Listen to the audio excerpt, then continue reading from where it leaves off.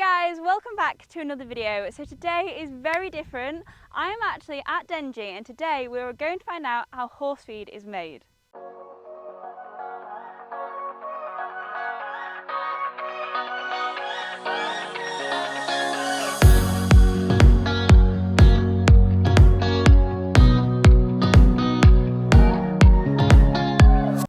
So as many of you know, I feed my horses on Dengie, but I've never actually thought about how it's made. So today I'm heading all the way to Essex to meet with Dengie and find out exactly how horse feed is made, starting with the very basics of what actually goes into your horse's feed. So my horses are fed on alpha-A oil and healthy tummy, the main ingredient of which you can probably guess is alfalfa. Now I didn't know what an alfalfa plant looked like until my visit, so here it is. And growing the plant is the very start of the horse feed process. Dengie grow all their own alfalfa and I'm going to find out some more. So guys, I'm now here with Lance, who is the field and dryer operations manager. So today we're actually going to be learning how this is all made into the horse feed. So what's the first process? How does it all start? Okay, so this crop is planted in April, May, April, and it's given 12 weeks to get to this stage. This will be its first cut. Then the next operation after mowing is what we call merging, and that's the machine in the distance, and that just groups everything, puts it into a swath, and then from the swath the forage harvester, which is a big hoover, travels down the swath and just loads it into a trailer. Goes away to site for drying. So Lance makes the entire initial process sound super easy, but a lot of work goes into growing and carefully harvesting the alfalfa. And of course I jumped at the chance to get involved, so I'll be passenger as the alfalfa is cut in one of the fields.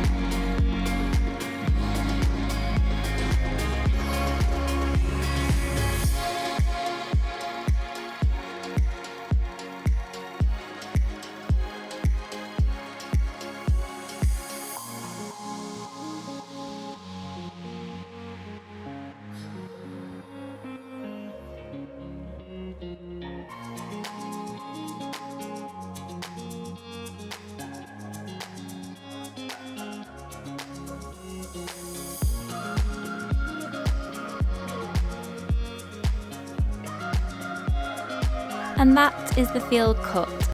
And now it's my time to jump into the forage harvester, which is a very important bit of kit. Not only does it collect all the alfalfa from the field like a hoover, but at the same time it also chops it into uniform lengths.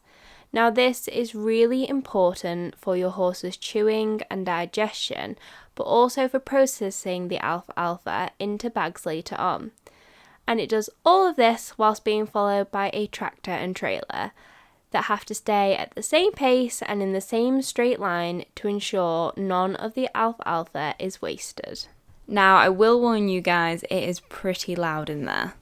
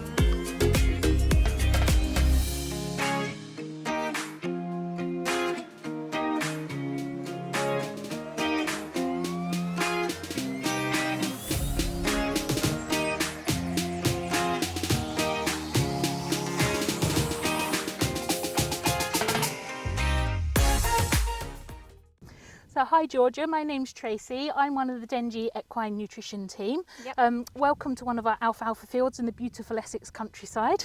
So what is it about alfalfa that makes such great horse feed? Okay, so alfalfa, one of its literal names, basically is horsepower. It is a great horse feed to have for horses, and that's for multiple reasons. So actually the way that we cut and harvest alfalfa is also quite special in its own right, because we're cutting the plant when it's less mature compared to hay, for example. Yeah. And the way that we conserve it with the precision drying locks in those nutrients so that we can pass them on to the horse. Okay.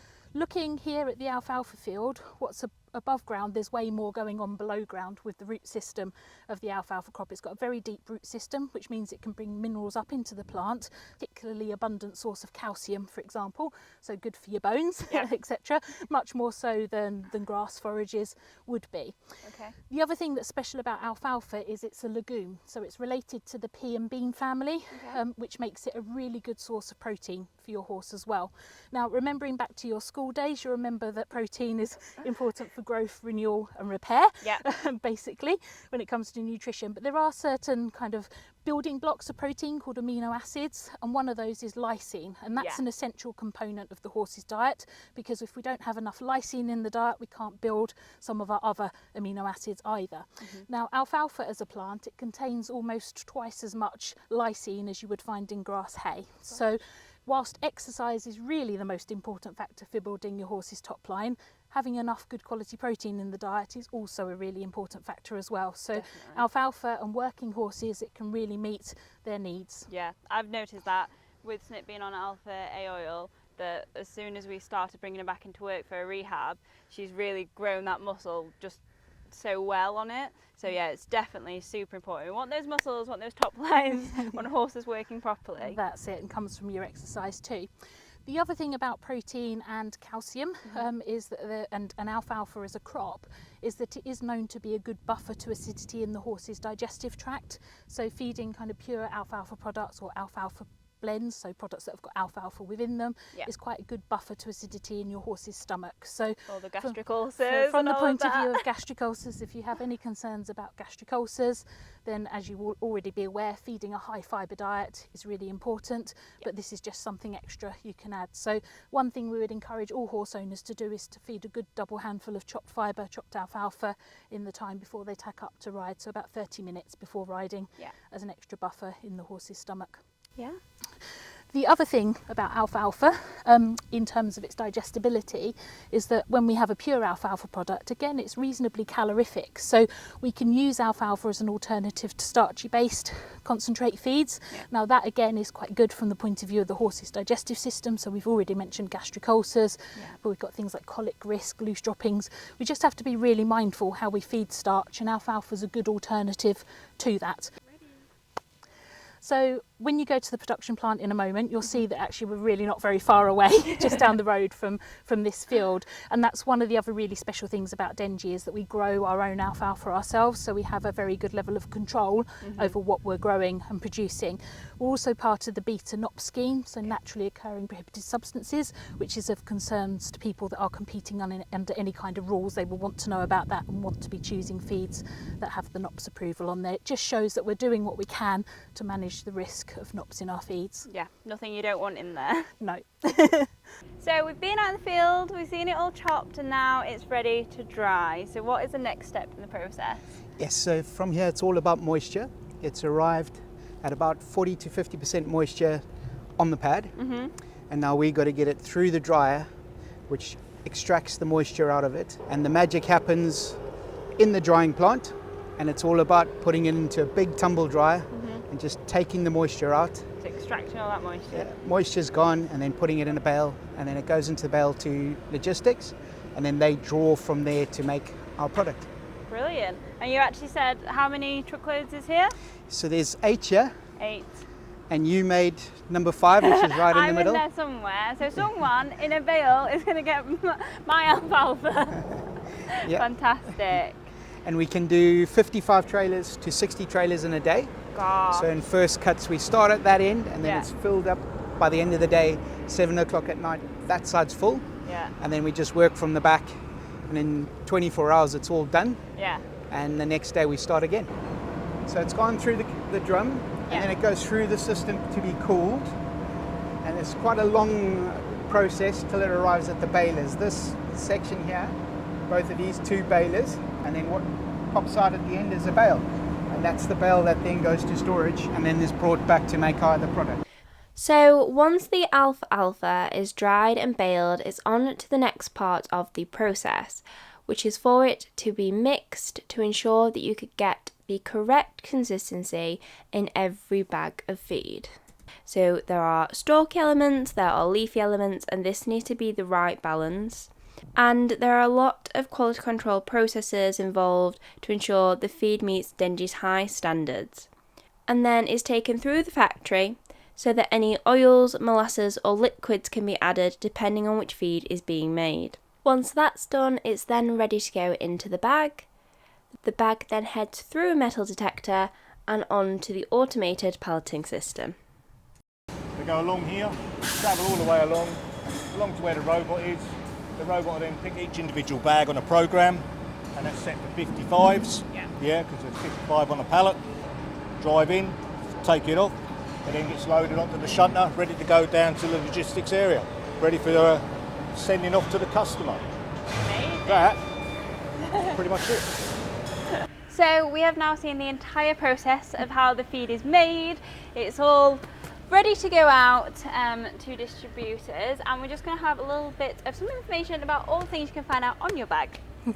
Yeah, Georgia, so you might want to find out lots of different pieces of information from your horse bag about the suitability for your horse, how much you might want to feed, but most importantly what you can actually see on the side of our bags is some information that relates not only to the nutritional information but the traceability as well. So on each individual Dengie bag you will see a best before date, in this case February 24, it's been made today. And then we have something called a Julienne code, and that starts 23 because we're in 2023, and then it's today's day, which is 233. We've then also got the line that the product was made on and the time that the bag was made at as well. So with all of this information here, we can actually trace this bag right the way back through the production process, and the alfalfa inside it we can trace back to the field that it was grown in. So where we were stood earlier on today, some of the alfalfa will be going into some bags later on. The rest of the information on here, you've got your general kind of nutritional information, what's in the product, and in terms of the ingredients list, all of your ingredients are listed in order of inclusion. So whatever's in the largest amount will be on the top of the ingredients list as well. So guys, that brings our day at Dengie to an end. It's been so interesting finding out exactly how horse feed is made, from seeing the crop growing in the field to the finished product right here in front of me. A massive thank you to Dengie for having me. I'll pop all of their details down below so you guys can check them out. And as always, I will see you next week for another video. Don't forget to subscribe, and I'll see you later.